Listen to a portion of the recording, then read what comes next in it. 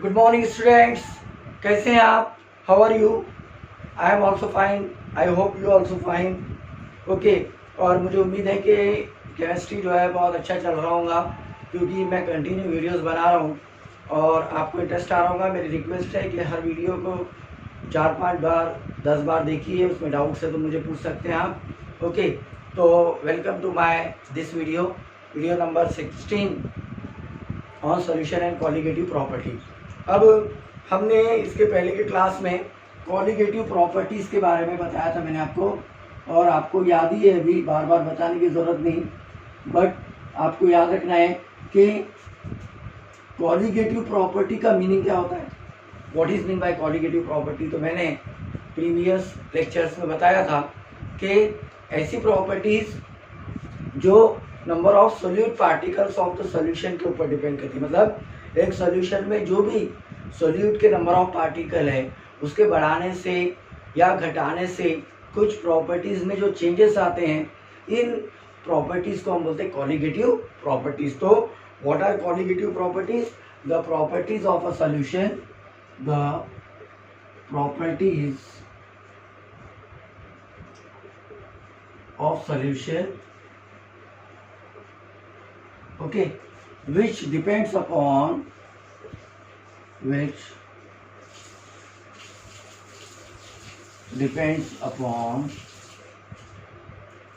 number of solute particles।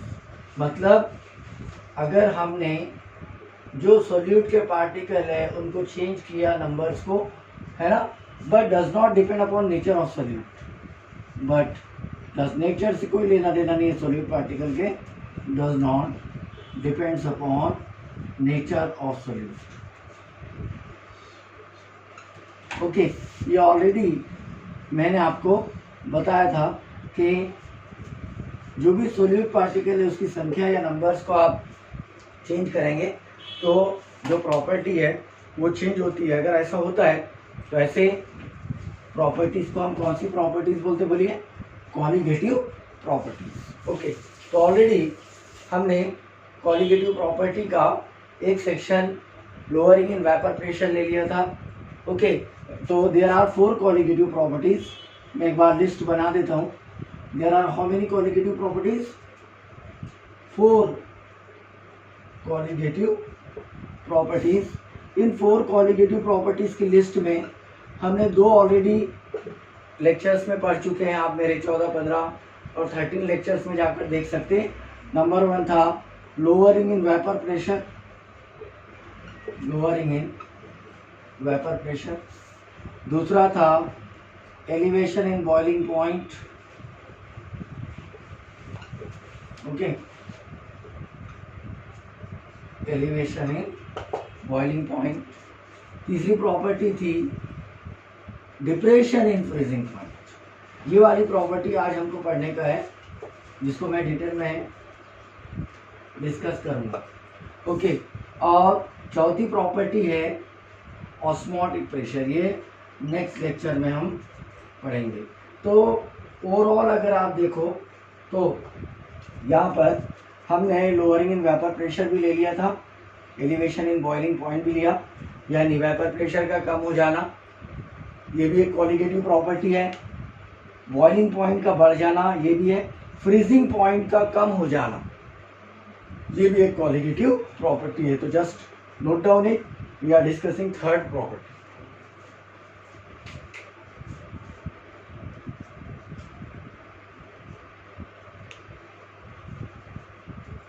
Okay, तो अभी हम थर्ड कॉलिगेटिव प्रॉपर्टी को डिस्कस कर रहे हैं, और थर्ड कॉलिगेटिव प्रॉपर्टी का नाम है डिप्रेशन इन फ्रीजिंग पॉइंट। मतलब एक सॉल्वेंट है, उस सॉल्वेंट का जो भी फ्रीजिंग पॉइंट है, मतलब लिक्विड से वो सॉलिड बन गया, उसके बाद में अगर सॉल्यूशन बना दी उसी का, तो उसका जो फ्रीजिंग पॉइंट रहता है वो डिप्रेस हो जाता। तो मैथमेटिकली इसको डेल टी एफ से बताते बेटा, और ये होता है T F not minus T F. ये क्या है मैं डिटेल में भी आपको बता देता हूँ। तो डिप्रेशन इन फ्रीजिंग पॉइंट समझने से पहले फ्रीजिंग पॉइंट का मतलब क्या होता है? What is freezing point? Okay, तो फ्रीजिंग पॉइंट का मतलब क्या होता है? सिंपल लॉजिक अगर आप बोलेंगे तो बहुत से स्टूडेंट को मालूम है, the temperature at which liquid become solid, यानी एक लिक्विड है अगर वो सॉलिड बन जाता है, जैसे आपने पानी लिया और फ्रीज़र में रख दिया तो बर्फ़ बन गया, तो वो बर्फ़ बनने का के लिए जो टेम्परेचर आपने फ्रीज़र का मेंटेन किया या यूज़ किया वो उसका फ्रीजिंग पॉइंट होता है सिंपली। लेकिन अगर हम इसको वेपर प्रेशर की टर्म में बोलेंगे तो जब कोई भी लिक्विड फ्रीज होता है तो उस फ्रीजिंग टेम्परेचर के ऊपर उस लिक्विड का जो वेपर प्रेशर होता है वो सॉलिड के वेपर प्रेशर के इक्वल होता है। और मैंने इसके पहले के लेक्चर्स में ऑलरेडी वेपर प्रेशर क्या होता है बता दिया। Vapour pressure is a pressure which exerted by molecules of any substance that is a liquid on its own surface। तो अगर मान लो वो टेम्परेचर, जिस टेम्परेचर पर vapour pressure of liquid, vapour pressure of liquid, okay, अब liquid का जो vapour pressure है अगर इसको मैंने पी नॉट से बता दिया क्योंकि प्योर लिक्विड की बात कर रहे हैं, is equal to vapour pressure of its solid phase, उसी के सॉलिड फेज से के वेपर प्रेशर के, जब लिक्विड का वेपर प्रेशर हो जाता है तो उस टेम्परेचर को हम फ्रीजिंग पॉइंट बोलते हैं। मतलब जब कोई लिक्विड फ्रीज होता है तो इसका मतलब होता है वो लिक्विड से जब सॉलिड बनता है तो उसका जो भी वेपर प्रेशर था होगा वो एग्जैक्टली सॉलिड फेज के वेपर प्रेशर के इक्वल हो जाता है। मतलब ये जो लिक्विड फेज है इसका जो भी वेपर प्रेशर है इसके इसी के सॉलिड फेज के इक्वल हो जाता है, तो हम बोलते हैं that is nothing but the freezing, that is nothing but freezing point. Okay, तो you remember it, very important, the temperature at which the vapour pressure of liquid equal to the vapour pressure of solid phase. Simply example, जैसे water है liquid state में, जब water के पास जो भी vapour pressure होगा लिक्विड स्टेट में उसका वेपर प्रेशर आइस के वेपर प्रेशर के इक्वल हो जाएगा, यानी सॉलिडिफाई हो जाएगा। तो आप जिस टेम्परेचर पे ये होने वाला है उस टेम्परेचर को आप क्या बोलेंगे बेटा? Freezing point. The temperature at which the vapour pressure of liquid is equal to vapour pressure of its solid phase, उसी के सॉलिड फेज के इक्वल हो जाएगा, तो इसे कहते हैं फ्रीजिंग पॉइंट। ओके, हम प्योर लिक्विड की बात करें तो हर लिक्विड का फ्रीजिंग पॉइंट अलग अलग होता है। ओके, जैसे आप वाटर का फ्रीजिंग पॉइंट जो है लिक्विड स्टेट से अगर सॉलिड करना है तो 0 डिग्री सेल्सियस मानते हैं फ्रीजिंग पॉइंट का टेम्परेचर, बॉइलिंग पॉइंट तो 100 होता है। तो वैसे ही हम याद रखेंगे what is mean by freezing point of any liquid. तो freezing point of any liquid है ना, ऑफ लिक्विड। अब मान लीजिए ये जो लिक्विड है ये एक सॉल्वेंट है। ओके, ये अभी हमारे स्टडी पॉइंट ऑफ व्यू से it act as a solvent. इसका फ्रीजिंग पॉइंट हम एक सिंबल से बताएंगे, that is TF0। Okay, TF0 से बताएंगे। तो ये आप थोड़ा सा देखो और नोट करो इसको।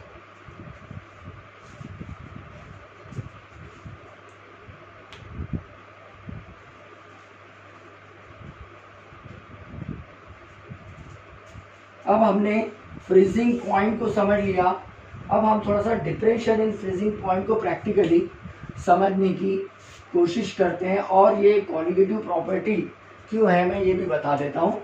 अब हम डिप्रेशन इन फ्रीजिंग पॉइंट वाली सिचुएशन पर है, ऑलरेडी लिखा हुआ है, I am sorry, depression in freezing point.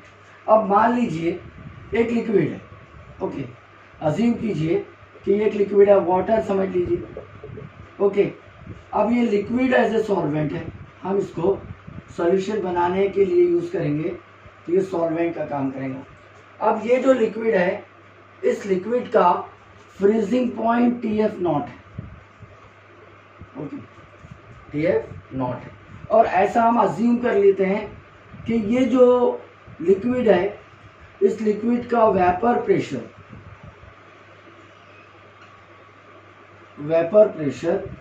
P not है, समझ लीजिए। Okay, try to understand.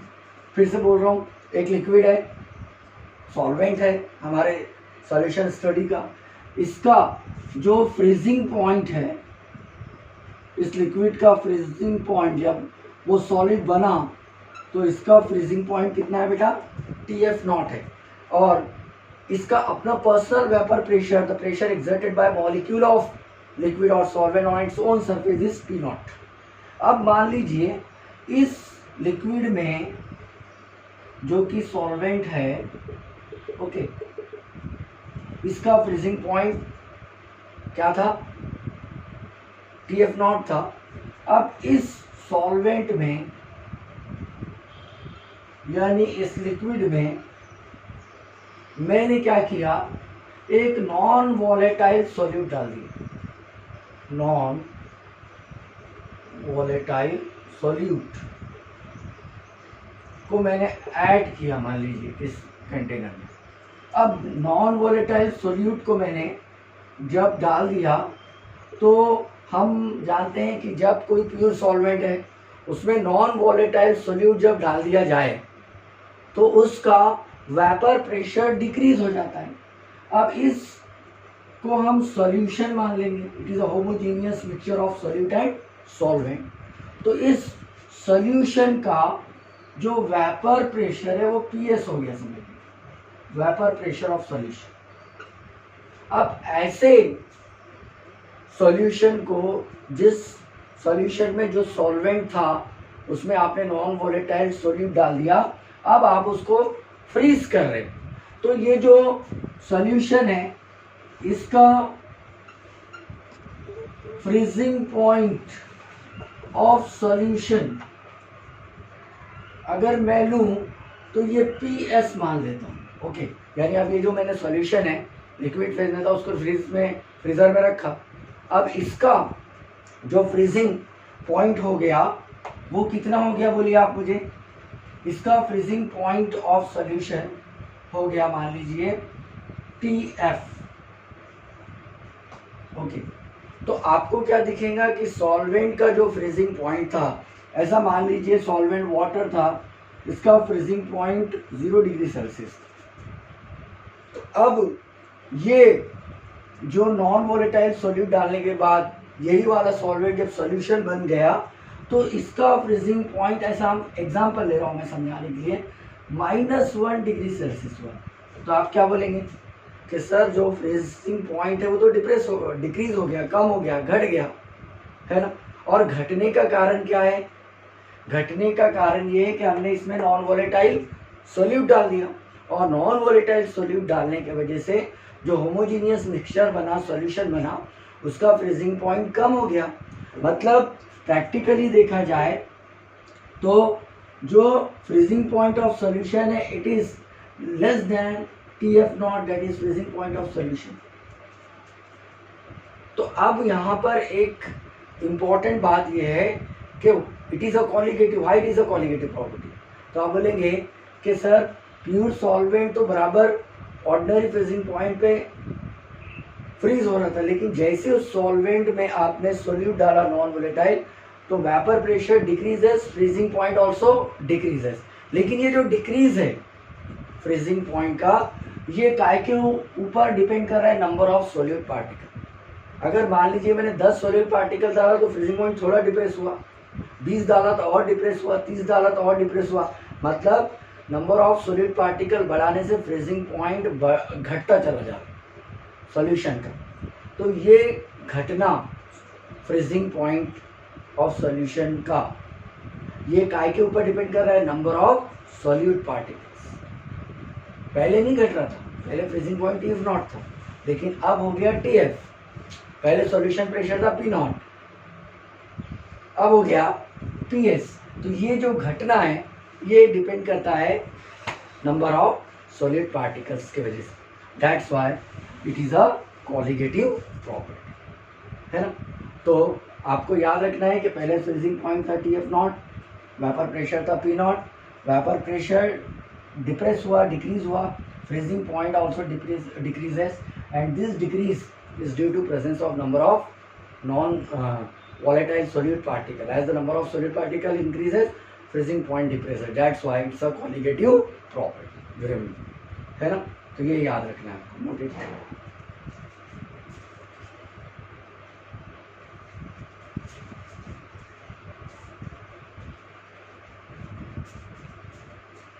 Okay, तो यहाँ पर मैं एक लाइन कोट कर रहा हूँ ताकि आपको याद रहे।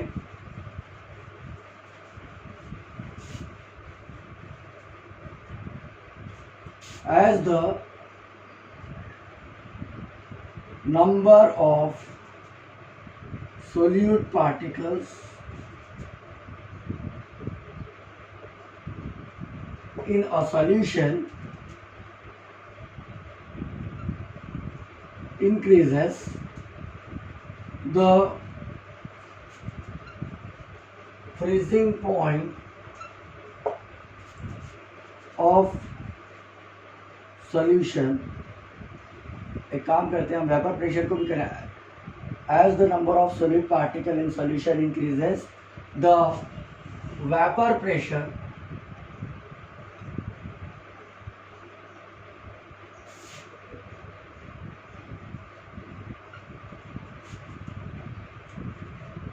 डिक्रीजेस। और कैसा डिक्रीज हुआ, P naught to P S and freezing point जो पहले था also decreases from T F naught to T F. This decrease in freezing point, this decrease in freezing point depends upon number of solute particles.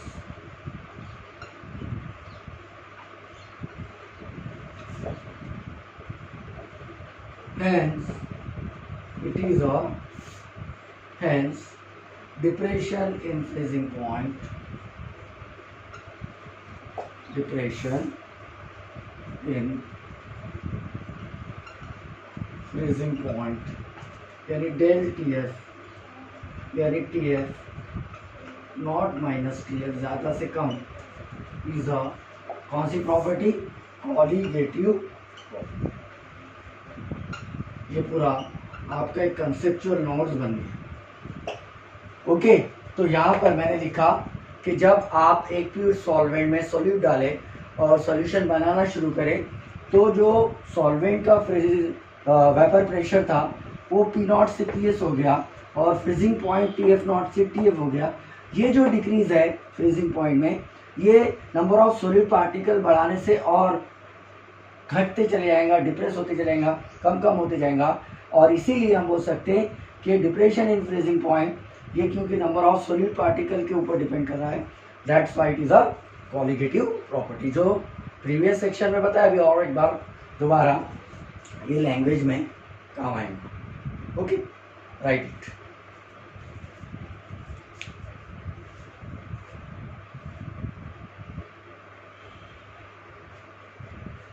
Okay, अब यहाँ पर हम next point पर जा रहे हैं।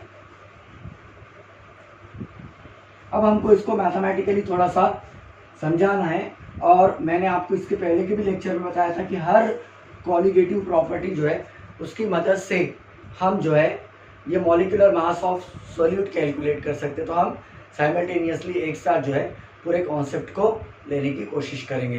तो सबसे पहले मतलब del T F is a colligative property.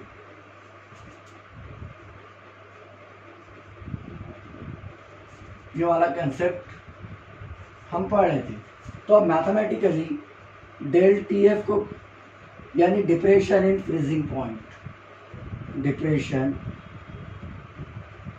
In freezing point, F मतलब फ्रीजिंग पॉइंट है ना, is equal to freezing point of solvent minus freezing point of solution. ये ज़्यादा था, ये कम हो गया। ओके, जहाँ पर टी एफ नॉट क्या है बेटा, where T F nought is equal to freezing point of solvent, solvent का फ्रीजिंग पॉइंट है। Okay, remember it. और टी एफ क्या है, फ्रीजिंग पॉइंट ऑफ सॉल्यूशन। ये किसका फ्रीजिंग पॉइंट है, सॉल्यूशन। अब ऑलरेडी हमने जस्टिफाई किया एक्सपेरिमेंटली कि depression in freezing point is a colligative property as del T F, यानी depression in freezing point is a colligative property, क्योंकि ये एक कॉलिगेटिव प्रॉपर्टी। क्यों colligative property, because it depend upon number of solid particle, therefore del T F यानी depression in freezing point is directly proportional to M. M का मतलब होता है यहाँ पर मोलैलिटी। मोलैलिटी ये नंबर ऑफ सॉलिड पार्टिकल को रिप्रेजेंट करने का, कॉन्सेंट्रेशन को रिप्रेजेंट करने का क्राइटेरिया है। इसलिए मैथमेटिकली हमने क्या बताना है कि जो डिप्रेशन इन फ्रीजिंग पॉइंट है ये मोलैलिटी से डायरेक्टली प्रोपोर्शनल है, यानी मोलर कॉन्सेंट्रेशन से डायरेक्टली प्रोपोर्शनल है। और मोलर कॉन्सेंट्रेशन काय को रिप्रेजेंट करता है, number of solute particles. So that's why del T F is directly proportional to M. M मतलब मोलैलिटी, यानी depression in freezing point is directly proportional to M. यहाँ पर मैं इसको थोड़ा सा और आगे ले रहा हूँ, del T F is equal to, अब ये प्रोपोर्शनलिटी साइन हटा के मैंने कांस्टेंट लिखा के एफ।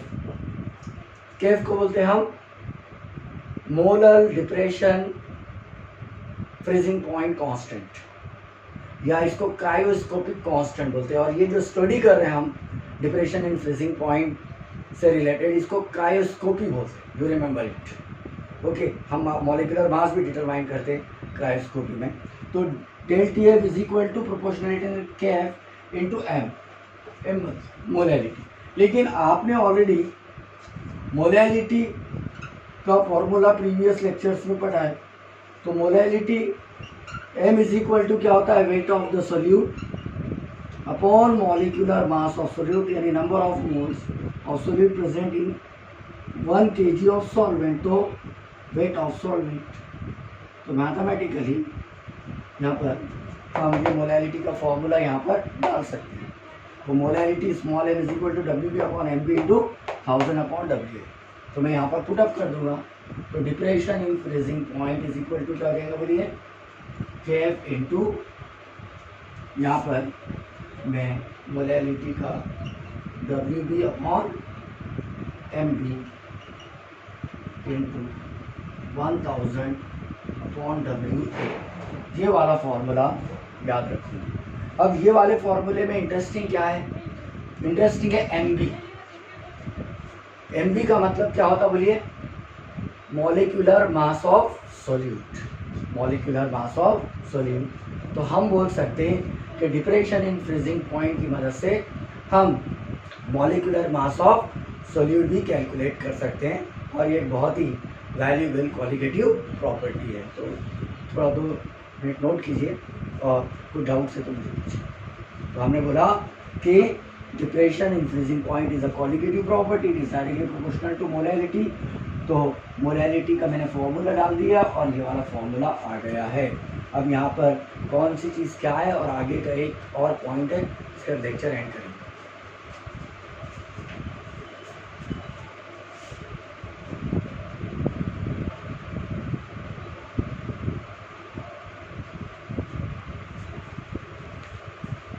ओके, तो देखो स्टूडेंट्स, अभी हम यहाँ पर थोड़ा सा इसको रीएडजस्ट कर रहे हैं ताकि आपको और भी कुछ मालूमात मिले। यहाँ पर determination of molecular mass, determination of molecular mass of solute, mass of solute. Molecular mass of solute हम कैसे बता सकते हैं, MB से बताएंगे, या मैंने आपको बताया स्मॉल m2 से भी बता सकते हैं या m2 से भी बता सकते हैं। स्मॉल MB से बता सकते हैं, कैपिटल MB से बता सकते हैं या कैपिटल M2 से बता सकते हैं। तो अलग अलग ग्रुप में अलग अलग है, तो हम MB ले रहे हैं, है ना। कैसे डिटरमाइन करें? From depression in freezing point. Depression in freezing point इस क्वालिटेटिव प्रॉपर्टी का इस्तेमाल करके हम molecular mass of solute calculate करें। थोड़ा सा रीएडजस्ट कर दीजिए, ये वाला जो फॉर्मूला है इसी फॉर्मूले को मैं यहाँ पर रीएडजस्ट करूँ। ओके, तो ये क्या हो जाएगा बोलिए?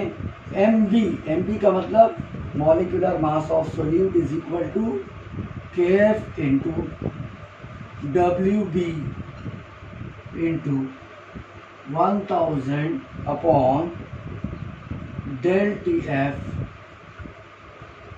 Into WA। ये वाला हमारा फॉर्मूला बन जाएगा। तो this is the formula on the basis of which I can determine the molecular mass of solute. अब यहाँ पर कौन सी टर्म क्या है वो तो ऑलरेडी हमने पढ़ चुके हैं, लेकिन इसके बावजूद भी हम जो है कौन सी टर्म क्या है थोड़ा सा अंडरस्टैंड कर लेते हैं। यहाँ पर MB तो पता चल गया, KF क्या है? What is KF? KF is nothing but molar depression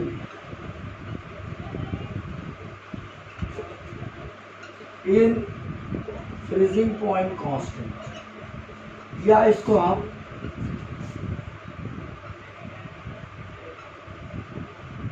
cryoscopic constant भी बोलेंगे, याद रखो। इसीलिए इस स्टडी को क्रायोस्कोपी बोलते हैं। ओके, उसके बाद WB क्या है? ये मास ऑफ सॉल्यूट या वेट ऑफ सॉल्यूट है। मास ऑफ सॉल्यूट या वेट ऑफ सॉल्यूट। WA क्या है? Mass of solvent. बाकी तो del TF तो आपको मालूम है, डिप्रेशन इन फ्रीजिंग पॉइंट। तो ये थोड़ा सा आपको याद है, यानी हम डिप्रेशन इन फ्रीजिंग पॉइंट की मदद से मॉलिक्यूलर मास ऑफ सॉल्यूट भी कैलकुलेट कर सकते हैं। ये आपको याद रहना बहुत जरूरी है। Note it.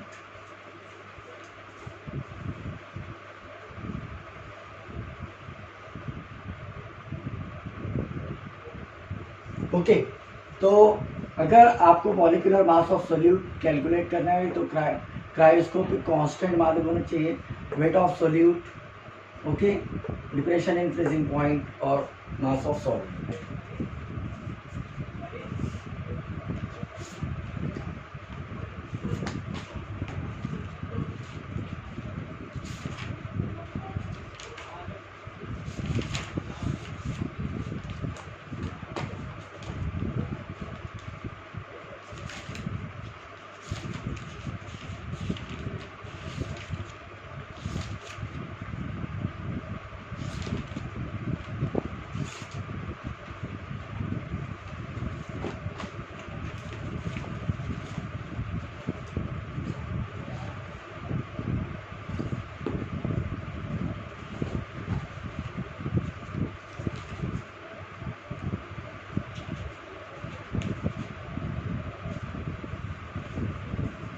Okay, sorry.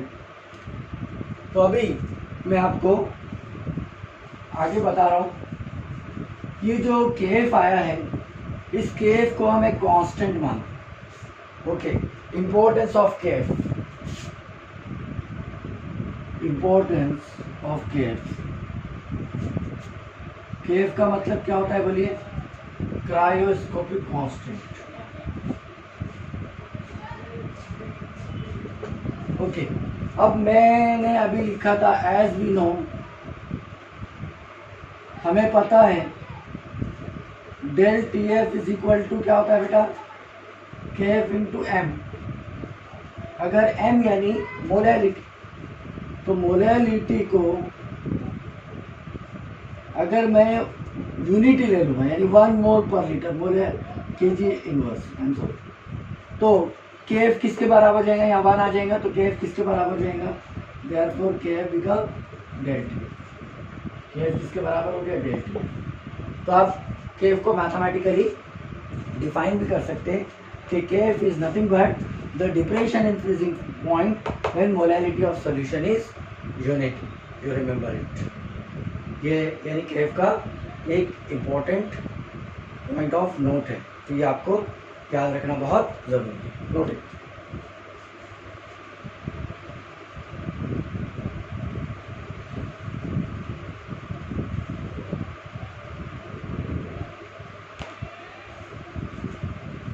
Okay students, तो आज हमने डिप्रेशन इन फ्रीजिंग पॉइंट का ये एक इम्पॉर्टेंट कॉन्सेप्ट पढ़ा। ओके, अब मैं डिप्रेशन इन फ्रीजिंग पॉइंट को एक ग्राफ से भी बता सकता हूँ, जो मतलब हम इस टाइप से शो करेंगे। ठीक है, तो यहाँ पर मैं एक छोटा सा ग्राफ आपको ड्रॉ करके दे देता हूँ ताकि आपको मालूम। अगर हमने मान लिए कि ये वाई एक्सिस है और ये एक्स एक्सिस है। ओके, अब ये सॉल्वेंट के लिए लाइन है और ये सॉल्यूशन के लिए लाइन है। ओके, ये सॉल्वेंट है और ये सॉल्यूशन। अब मान लीजिए मैंने वाई एक्सिस पर